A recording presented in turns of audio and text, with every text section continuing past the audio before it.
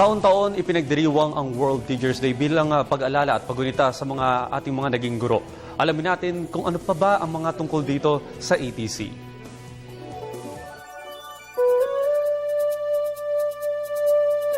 Unang instrumento sa pagkamit ng mga pangarap ay ang mga guro.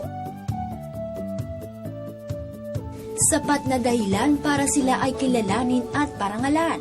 Kaya kamakailan ay ipinagdiwang sa lungsod ng Quezon ang World Teachers Day na dinaluhan ng mga guro, principals, administrators at superintendents mula sa NCR. Every year ginagawa natin. For the last 5 years, parang we are making it grander and grander. Kasi we really give due recognition to teachers. Ito ay selebrasyon ng NCR with some participation from Region 3 and Region 4B.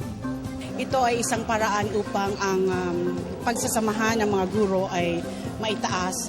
Pangalawa ay yung maitaas ang antas ng kanilang pagtuturo para sa aming mga mag-aaral, lalong-lalo na dito sa DepEd NCR.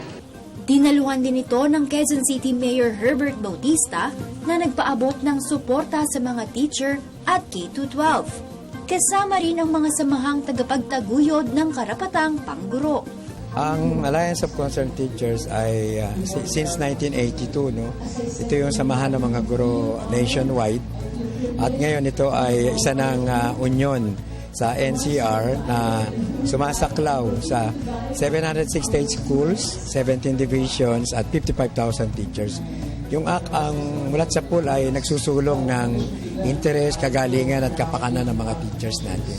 Isang mabisang paraan kung bakit mas nagiging competitive pa ang mga guro sa bansa. Sa ngayon, kung ihambing natin sa mga kalagayan ng mga guro nung nakaraang panahon, masasabi ko na mas handa ang ating mga guro sa pagtuturo sa ating mga batang mag-aral. Magbigay pugay sa ating mga guro na naging bahagi at isang dahilan kung anuman ang nakamit natin ngayon. Marami tayong mga na-encounter problema, pero nagtatrabaho tayo. Yan talaga ang isang guro.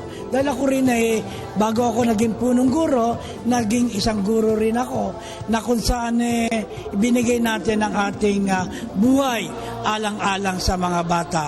Ganon din ang ating mga punong guro, katulad ko, sana lalo nating pagtiginin natin ang ating pagpupursige para sa mga bata at para sa ating mga guro. Alam ko na ang calling natin bilang mga guro ay hindi mapasubalian.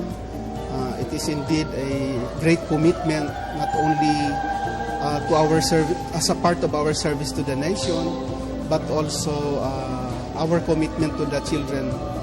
Gaya ng sinasabi nga natin sa lahat ng ating mga kaguruan, the future of our children lies into our hands, or the future also of our country lies into the way our teachers do their job as in teaching the young people. So sa ating mga kaguruan, patuloy lang po tayong ibigay ang ating best for our children. Patuloy po natin i-commit ang ating sarili dahil dapat mahalin natin ito dahil ang pagmamahal natin sa ating pagtuturo ay pagmamahal na rin natin sa ating bansa, pagmamahal na rin natin sa susunod na henerasyon ng ating bansa, ang ating mga kabataan.